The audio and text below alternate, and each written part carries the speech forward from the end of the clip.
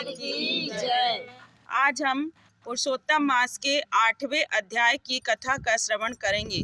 बोलो पुरुषोत्तम भगवान की जय। 8वां अध्याय। सूत जी बोले, हे तपोधने, विष्णु और श्री कृष्ण का संवाद सुनकर नारद जी प्रसन्न हो फिर श्री नारायण से प्रश्न करते हुए बोले, हे प्रभु, रुक्मणी नाथ विष्णु जब वैकुंठ को चले गए तब क्या हुआ, सो मुझसे कहो। श्री कृष्ण और विष्णु का सभी आख्यान सभी प्राणियों का हितकारक है।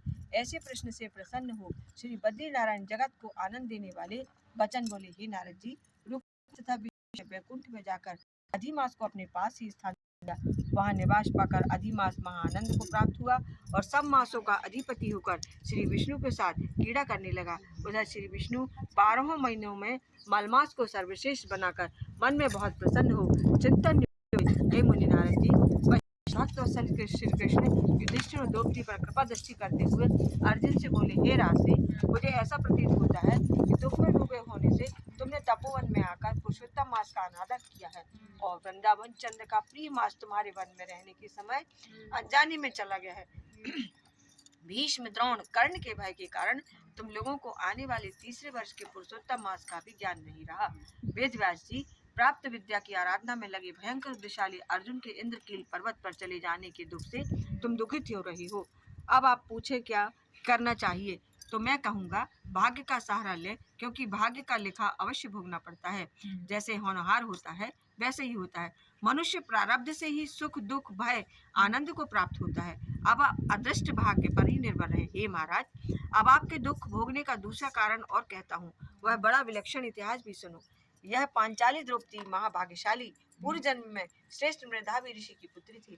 हे राजन, कुछ काल व्यतीत होने पर अत्यंत लावण्य युक्त मनोहर नेत्रों वाली यह द्रौपदी उस समय 10 वर्ष की थी। पिता के एक ही पुत्री थी जो सर्वगुण संपन्न और बड़ी चतुर थी। इससे यह पिता की बड़ी प्रिय थी। यह पुत्र के समान ही रहती थी। इसने पिता का कभी तिरस्कार नहीं किया। साहित्य शास्त्र और नीति शास्त्र में भी बड़ी निपुण थी।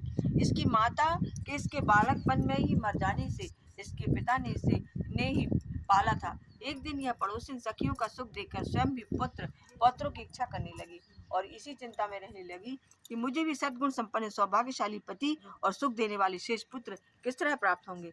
मैं अब ऐसा कौन सा कार्य करूं जिससे मुझे ज्ञान हो कि किस देवता को पूजूं, किस मुनि के पास जाऊं या किस तीर्थ में जाकर रहूं। इसी सोच में रहती। मेरा भाग्य कैसा होगा।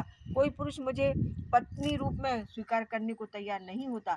मेरे पिता इतने योग्य पंडित हैं, परंतु मेरे भाग्य से उनकी भी मति मारी गई है, क्योंकि विवाह की अवस्था होने पर भी उन्होंने मेरे योग्य वर नहीं ढूंढा। मैं कुमारी होने से पति सुख से वंचित हूँ।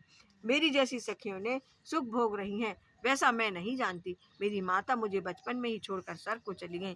इस प्रकार शोक और मोह की तरंगों से पीड़ित वह थप्पड़ी खाती रही। उधर मेधावी ऋषिराज पृथ्वी पर कन्या दान के निमित्त योग वर ढूंढ रहे थे, पर वैसा योग वर नहीं मिलने से उनका मनोरथ निराश हो गया।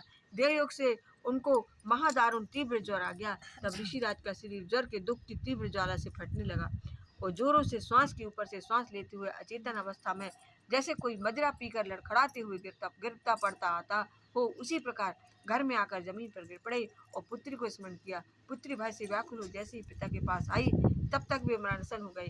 देवयोग से एकाएक कांपने लगे और कन्यादान के संबंध में जो वह महोत्सव की कल्पना थी वह नष्ट हो गई और पहले के किए हुए गृहस्थ धर्म के परिश्रम के प्रभाव से सांसारिक वासनाओं को छोड़कर उनने भगवान में मन को लगाया और मेधावी ऋषिराज श्री हरि पुरुषोत्तम नीलकमल के समान श्याम वर्ण वाले त्रिभंगी मनोहर आकृति वाले भगवान को स्मरण करने लगे। हे राजेश्वर, हे राधा रमण, हे प्रचंड भुजाओं से दैत्यों को मारने वाले, यदि उग्र दावानलों के पान करने वाले हैं, हे कुमार गोप कुमारियों को तारी हुए वस्त्रों को हरण करने वाले, हे श्री कृष्ण, हे गोविंद, हे हरे, हे मुरारी, हे राधेश, हे दामोदर, हे दीनानाथ, मेरा बारंबार नमस्कार है। मैं भाव सागर में डूब रहा हूँ, मेरी रक्षा करो। मुनि के ऐसे आर्द्र वचन सुनकर गौलोक से भगवान के दूत शीघ्र ही आ गए और मरे हुए मुनि को हाथ पकड़कर भगवान के चरण कमलों में ले गए। इधर वह ऋषि पुत्री अपने पिता के प्राणों को निकलता देख हाय हाय कर रोने लगी और पिता की देह को गोदी में ले दुखित हो विलाप करने लगी। महादुखित हो दारुण रुदन करके कुरेरी पक्षी की भांति विलाप करती हुई वह अपने पिता से बोली, मानो वे जीवित हो। हाय पिताजी, हाय पिताजी, हे कृपा सिंधु, अपनी पुत्री को आनंद देने वाले, आप भी मुझे अकेली छोड़कर गौलोक धाम को चले गए। हे तात, बिना पिता के अब मुझे कौन रखेगा। ना मेरे भाई हैं, ना कोई कुटुंब का है, और ना मेरी माता ही रही। कौन मेरे भोजन और कपड़ों की चिंता करेगा? हे पिताजी, अब मुझे वेद ध्वनि भी सुनाई नहीं पड़ रहीगी। इससे तुम्हारे सुने आश्रम में मैं कैसे रहूंगी? इससे मैं भी प्राण त्याग दूंगी। ऐसे जीने से क्या लाभ? हे मुझे प्यार देने वाले पिता, बिना विवाह कार्य संपन्न किए आप कहाँ चले गए? हे तात, हे तपोनिधि, आप लौट आइए और अमृत के समान मीठी वाणी में मुझे पुकारिए। आप चुप क्यों हो गए? उठिए उठिए, अब सोए हुए बहुत देर हो गई।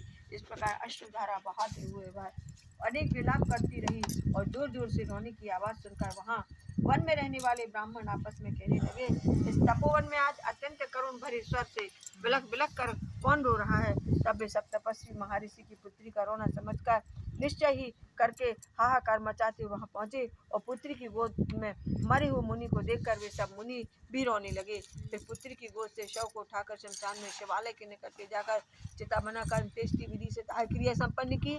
तत्पश्चात कन्या को अनेक प्रकार से समझाकर वे सब अपने अपने स्थान को चले गए। कन्या ने धैर्य धारण कर पिता की संपूर्ण क्रिया के लिए यथाशक्ति धन खर्च किया। वह श्राद्ध आदि किया करके उसी तपोवन में रहने लगी। जिस प्रकार बछड़े के मर जाने पर गाय आंसू बहाते हुए खाना पीना छोड़कर बिलखती रहती है, उसी प्रकार वह पुत्री भी पिता के मरण जनित कष्टों से रोती बिलखती आंसू बहाते हुए खाना पीना छोड़कर अत्यंत व्यतीत रहने लगी। 8वां अध्याय समाप्त। बोलो पुरुषोत्तम भगवान की जय। मात नर्मदे हर।